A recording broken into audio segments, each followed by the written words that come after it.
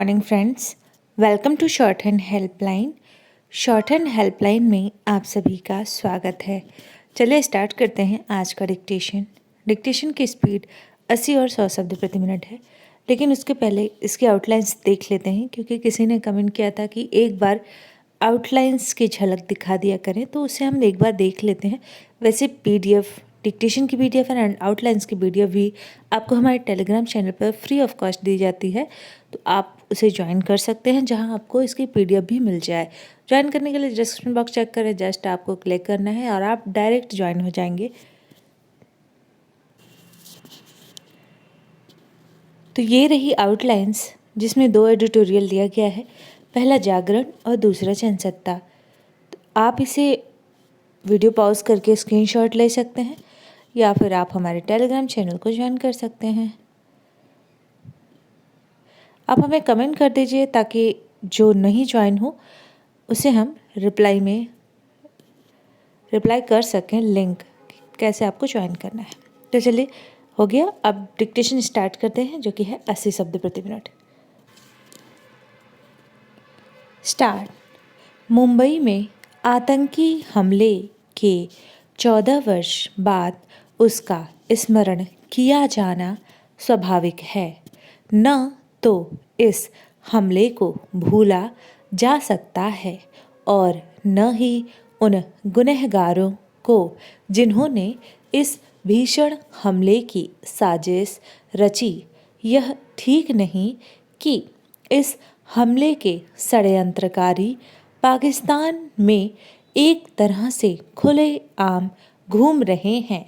पाकिस्तान उन्हें जिस तरह दंडित करने का दिखावा करता हुआ भी नहीं दिख रहा है, उससे यही स्पष्ट होता है कि उस पर जैसा दबाव बनाया जाना चाहिए था, वैसा नहीं बनाया जा सका। पैरा।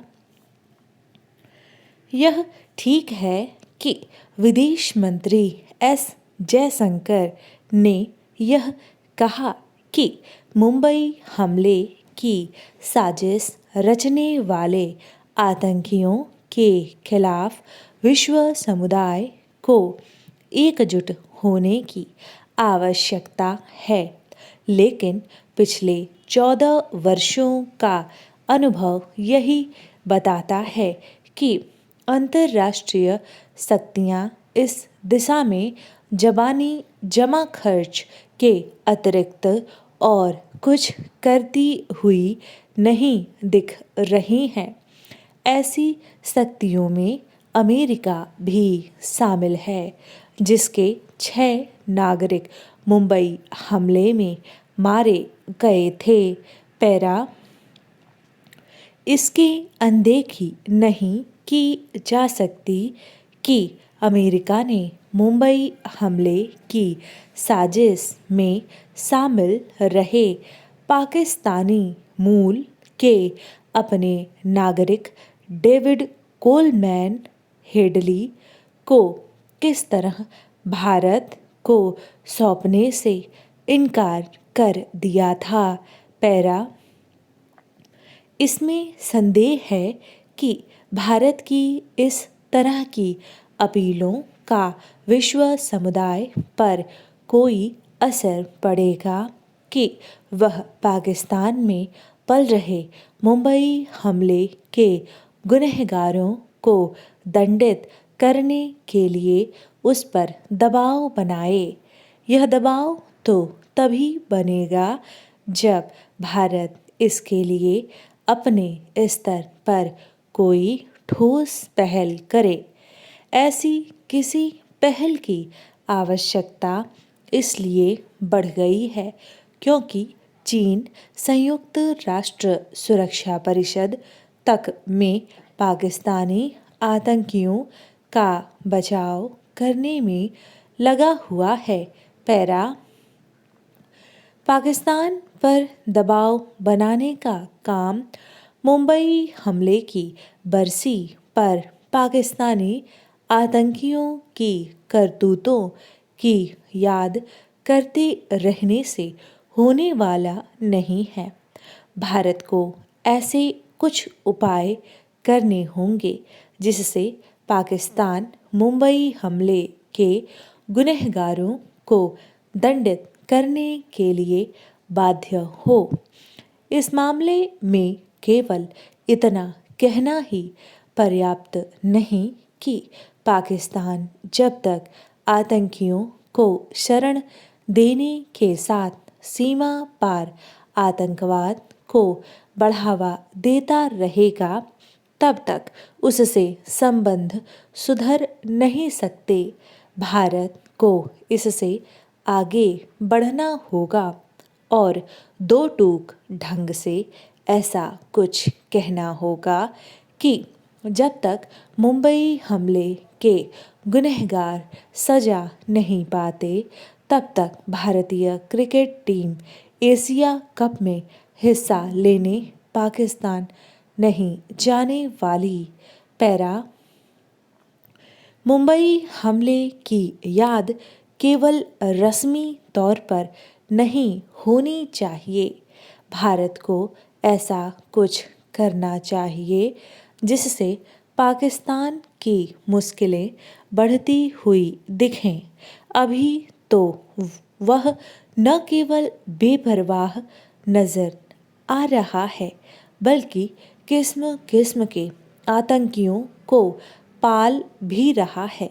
उसके सुधरने के आसार इसलिए नहीं क्योंकि वह एफटीएफ की ग्रे लिस्ट से बाहर आ गया है। 80 शब्द प्रति मिनट डिक्टेशन समाप्त हुआ। अब बारी है 100 शब्द प्रति मिनट की डिक्टेशन की।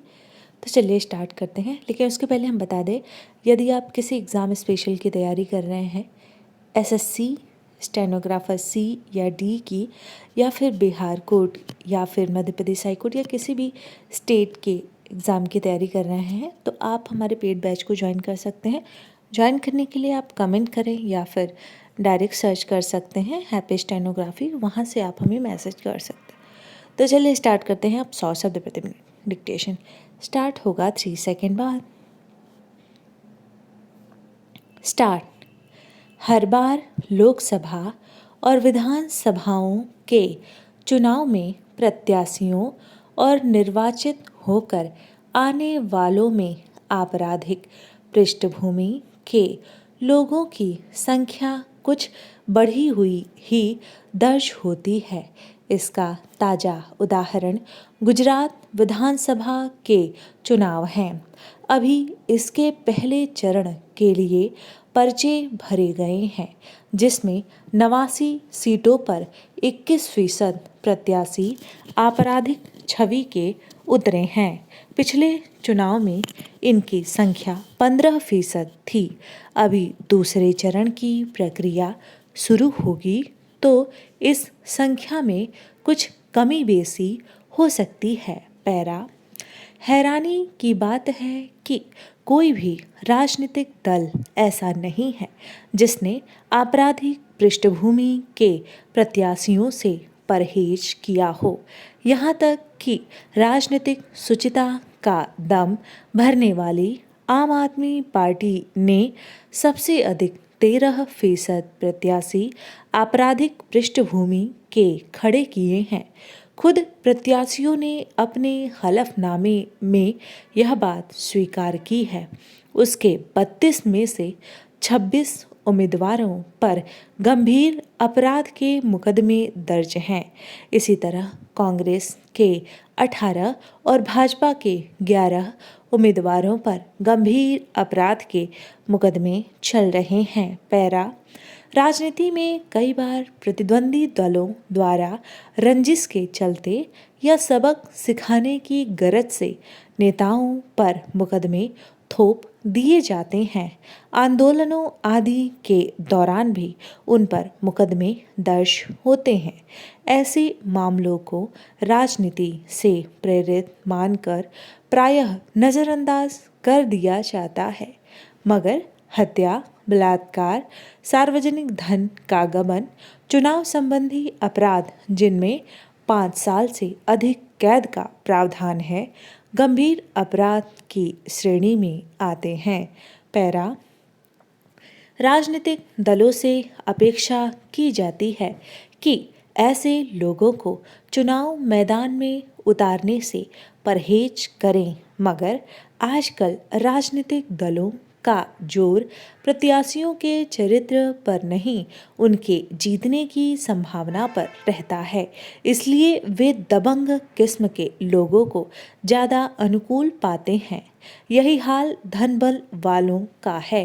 पैरा, जिसके पास अधिक धन है, जो किसी भी राजनीतिक दल को आर्थिक रूप से अधिक मदद करने में सक्षम हैं, उन्हें राजनीतिक दल चुनाव का टिकट पकड़ा देते हैं। अक्सर गंभीर आपराधिक पृष्ठभूमि वालों के पास धन बल भी अधिक होता है और राजनीतिक संरक्षण पाने की मंशा से जीत की संभावना वाले राजनीतिक दल का दामन थाम लेते हैं। उनमें से बहुत सारे चुनाव जीत भी जाते हैं। पैरा, राजनीति में आपराधिक छवि के लोगों की बढ़ती पैठ इसलिए चिंता का विषय है कि उनके सत्ता में आने से न सिर्फ उन पर चल रहे मुकदमों में न्याय प्रभावित होता, बल्कि भ्रष्टाचार पर अंकुश लगाना चुनौती बना रहता है। फिर सबसे बड़ा लोकतांत्रिक सैद्धांतिक सवाल सदा अनुत्तरित रह जाता है कि जिन लोगों को खुद कानून की परवाह नहीं, उन्हें कानून बनाने का अधिकार ही क्यों दिया जाना चाहिए। पैरा, मगर चूंकि साफ सुथरी छवि वालों की अपेक्षा धनबल और बाहुबल वाले मतदाताओं पर दबाव बनाने और उन्हें रिझाने में अधिक कामयाब देखे जाते हैं, इसलिए राजनीतिक दल उनसे निकटता रखने में परहेज नहीं करते। कुछ तो राजनीति में दबंगई एक बड़े मूल्य की तरह स्थापित होती गई है। इसलिए भी राजनीतिक पार्टियां ऐसे लोगों को अपने साथ जोड़े रखती हैं, मगर इस प्रवृत्ति से लोकतंत्र को कितना नुकसान पहुंचता है, इस पर सोचने का मौका किसी दल के पास नहीं है। डिक्टेशन समाप्त हुआ। मिलते हैं नेक्स्ट वीडियो में। टिल देन आप लोग अपना और अपने परिवार का ख्याल रखिए और हाँ, प्लीज़ चैनल को सब्सक्राइब कर लीजिए और बगल में जो बेल आइकन है उसे दबाना बिल्कुल भी ना भूलें, ताकि जो भी वीडियोस हम अपलोड करें उसके नोटिफिकेशन सबसे पहले आपको मिले। धन्यवाद।